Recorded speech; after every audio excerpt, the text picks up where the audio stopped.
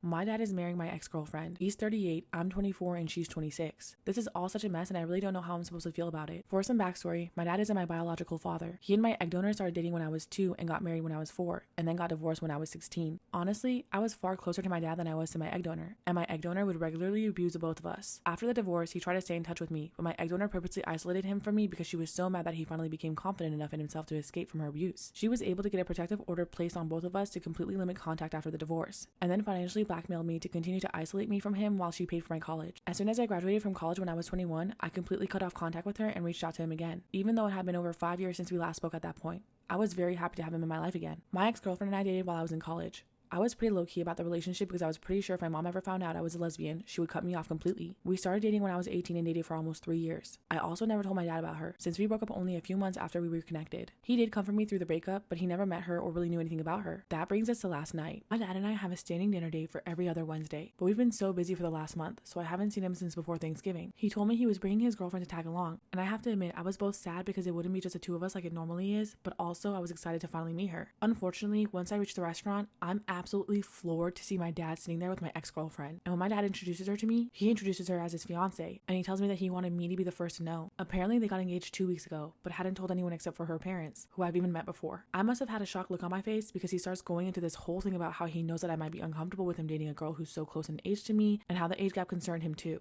especially because of my egg donor. Well, I would never compare him to her since she was literally a groomer who started dating her tutoring student when he was 17 and then married him when he was 19. The entire time I was talking to him though, I was staring right at my ex-girlfriend in complete shock. It ended up being way too weird for me, so I just told him that I needed to go after like 5 minutes. My dad texted me again today to tell me how sorry he was to ambush me with that information, and that he was sorry it came off the way it had. He told me again that he understood if the age gap made me uncomfortable, but he hoped that I didn't think he was some kind of creep for dating a woman so much younger than him. He then told me that he felt like he was truly happy for the first time in the last 20 years, and he hoped that I could come to accept this, even if it took me a long time. I, on the other hand, am just completely lost. I'm pretty sure he doesn't know that we dated, and I don't really know whether or not I should tell him. I don't have anyone to go to about this since he's literally the person that I would vent to normally. What should I do?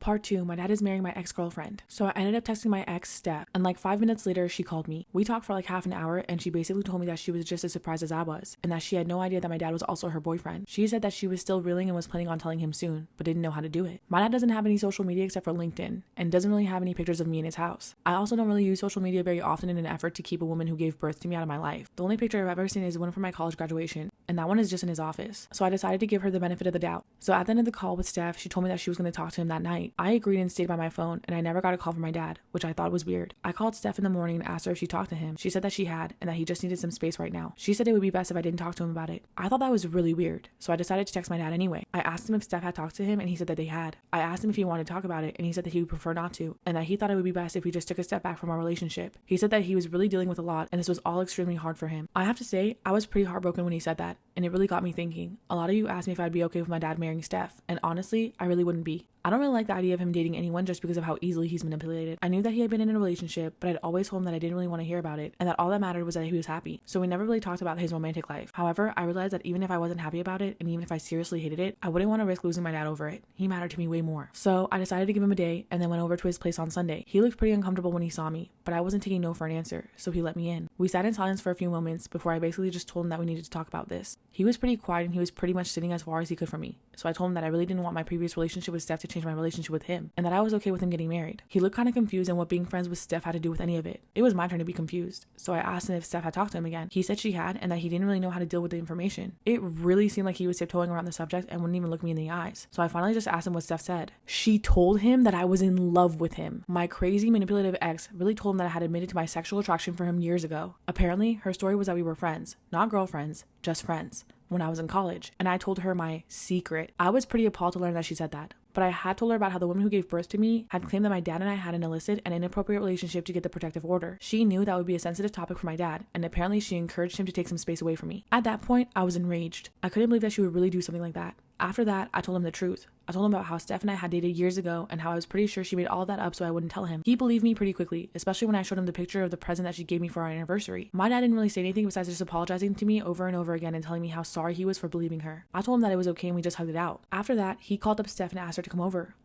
Part 3, my dad is marrying my ex-girlfriend. I've honestly never seen him like that. He's normally such a happy guy, but the look on his face was terrifying. Steph did end up coming, and it looked like she knew what was going to happen because she was just staring at the floor. I won't lie, when I saw her, I really just wanted to rip her hair out of her head, but sitting beside my dad really helped keep me calm. My dad told her how he knew about the truth. Steph apologized over and over again to the both of us. Apparently, she had no idea that I was his daughter at the beginning of the relationship, and she didn't make the connection until they had been dating for over a year and had started discussing marriage. She said that she felt like it was too late at that point and she felt like she couldn't lose him. That was apparently why she pushed back on the idea of meeting me, and why she really didn't want to have that dinner with me either, although she told him it was because of the age gap and that she was afraid of me judging her. Apparently, she was the one who convinced him that I'd be really against the relationship because of the age gap. She said that she told him the story about us being friends and me admitting my fantasies about my dad to her because she hoped that it would keep the two of us apart. When I asked her if she was really going to ruin my relationship with my dad over a lie like that forever, she said that she was going to tell the truth once they were married, since she was sure that he wouldn't want to go through a divorce again. Apparently, she would never dream of separating us again. What a load of BS this was. Steph was crying pretty much the whole time, and getting all of the information out of her was like pulling teeth. But eventually, we learned the truth, or at least as much as we could. She begged him not to end the relationship, but my dad was pretty much done at this point.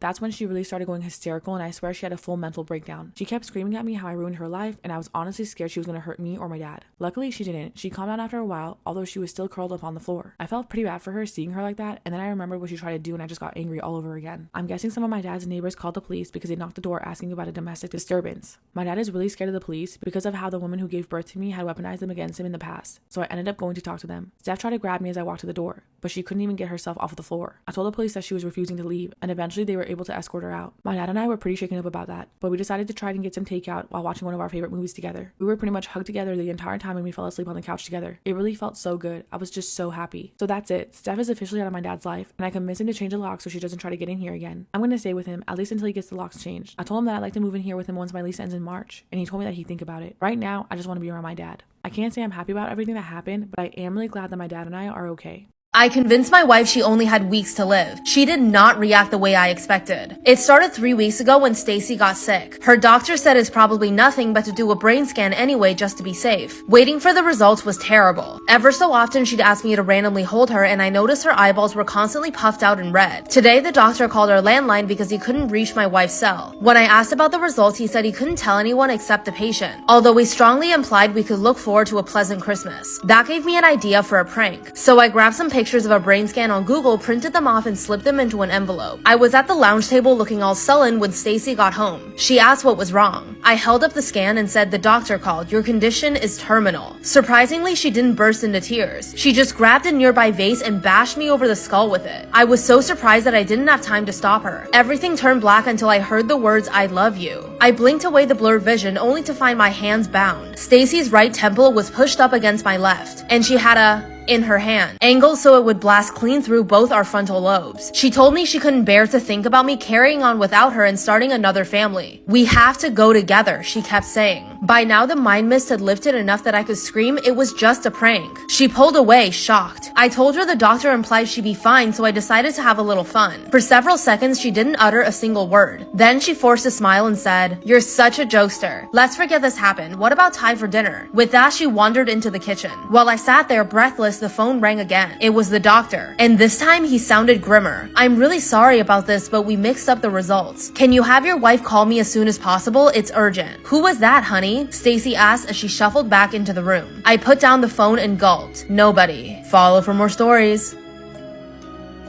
The curly hair subreddit. My wife always struggled with frizz, so I lurked there to get an idea for a hair care gift package. By chance I saw she posted a selfie along with the caption, "The lion's mane behaved itself today." She was sitting across from me in the lounge, eyes fixed on her phone. I clicked on the post and gave it an award. A few seconds later her face lit up. "Everything okay?" I asked. "Just some funny messages in the group chat," she answered. From there I stalked her profile daily. Anytime the two of us were in the lounge, I'd award her post and watch her smile and kick her feet around excited. This insider information helped me nail her birthday gift, a blanket made from old t-shirts which didn't fit anymore, and gave me ideas for our anniversary, dinner at a restaurant she asked about in our city's local sub. It felt like I turned on the cheat codes to our marriage. But after I lost my job, her post took a turn. She began browsing the marriage relationship advice subs, and after 3 weeks of me bombing countless interviews, she asked for tips over dead bedrooms. Like I needed a reminder that I couldn't perform. It was hard not revealing that I knew she shared intimate details about our relationship with strangers online. But if I told her, she'd just make a new account, and I'd lose my window into her innermost thoughts. Her original post had gained some traction, which meant tons of users asked for an update. Then she posted about how the situation had gotten worse. She wrote about how I snapped over every little thing and had even started lashing out. The tension continued to swell. Soon came the ultimate gut punch. A confession post entitled, "I am terrified of my husband." Can you imagine what would have happened if a Reddit user went radio silent after that bombshell? It would have caused a scandal and investigation. Talk about your wake-up calls. I calmed things down by cooking a few romantic meals and told her I was deeply sorry for dumping my frustrations on her. I even bought the damn hair care package. This made her post some positive updates. She wrote that although we had a long way to go, things were definitely looking up, that we'd be okay. But the fact is, things aren't okay. And they'll never be okay again now that I know what she really thinks of me. So I searched for subs she was actively participating in, like this one. And then I sat down to write my first ever post. She's sitting opposite me as I type this. There's a knife under my armchair and I already know how I'll dispose of the body. Now it's just a case of waiting for her to read my confession and realize what's about to happen. So if you're reading this, Maria,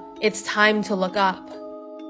I, 19 female, had a Halloween party. I invited my boyfriend, 21 male, and a bunch of our friends over, including his girl best friend. I'll call her Agatha. My boyfriend and I had decided to dress up as Peter Pumpkin Eater. If you haven't seen the costume, the guy wears a shirt that says Peter, and the girl dresses up as a pumpkin because, well, you know. I was pretty excited just because I thought it was funny and a cute couple's costume. Agatha texted me the night before the party and asked what my costume was going to be. I explained the costume my boyfriend and I would be wearing, and she said that she was probably just going to come as a sexy cat. Fast forward to the night of the party. Everyone is having fun and it's a nice time. Well, it was, until Agatha walks in dressed as a pumpkin. I swear the room went silent. She went over and hugged my boyfriend. I asked if I could speak to her privately and we went to the bedroom. I asked why she had chosen to dress as a pumpkin since she knew the joint costume my boyfriend and I had planned. She said she didn't see the big deal and that it would be better as a group costume. I told her that I didn't think it was funny and that I would really like her to change into a different costume. I had a witch costume that she could borrow for the night. She turned red and started to yell that I don't get to control what she wears. I told her that she was disrespecting my relationship by insinuating that my boyfriend and her have sex. She kept screaming about how it was funny and I needed to lighten up, but I asked her to leave. She stormed out of the house and I returned to the party. The mood had shifted though and it felt like the night was ruined.